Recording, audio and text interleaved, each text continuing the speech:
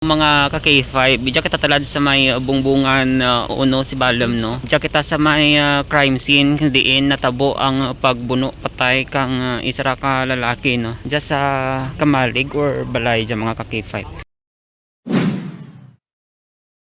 Patay na ka makadangat sa ospital ang isa ra ka lalaki matapos nga ginbuno sa idalom nga parte kang anang liog kag dalom kang dughan ginabanta alas 5 sa hapon katong Domingo sa barangay Bungbungan 1 si Balom Antique. Ginkilala ang biktima kay Larry Alagos, wara ti asawa kag residente kang barangay Bungbungan 1 si Balom, samtang ginkilala naman ang suspect kay Ronnie Kahilig, kasado kag residente kang barangay Igdagmay, Banwa kang si Balom Antique. Sa interview kang K5 News FM San Jose kay Police Captain Efraim Odani IV, ang Deputy Chief of Police kang si Balom Municipal Police Station nagagwa sa andang investigasyon nga samtang nagainom-inom ang suspect kag biktima sa balay nga ginapinag-iyahan kang anang hinablos nga babae sa diin pakaisa man kang suspect ang bana kadjamay nagluntad nga pag binaisay nga nagtulod sa suspect para bunon ang biktima si idalom kang anang liog kag idalom kang anang dughan.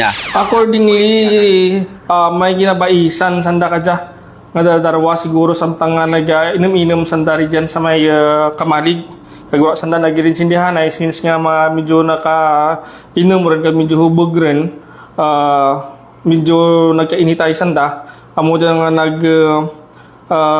himo kang sa krimen dyan si Ronnie Kahilig sa pagbuno kay Larry Alagos. Gintingwaan pa nga daron sa Angel Salazar Memorial General Hospital ang biktima apang gindeklarar nga dead on arrival, samtang madasig naman nga nagpalagyo ang suspect sa wara mamaning nga direksyon. Sa separado nga interview kang K5 News FM San Jose sa hinablos kang biktima kag number 1 kagawad nga si Ray Armenia kang barangay Bungbungan 1, naging laragway nga mabuot nga sahi kang taho ang anang tiyo nga biktima apang aminado dya nga padasti baba kung makainom nga posible nangin rason man kang pagbuno kana kang suspect. Sa tulad, nagapabilin nga at large ang suspect, samtang nakitaan man sa kilid mismo kang balay sa diin natabo ang krimen ang lantip nga gingamit sa pagpangbuno.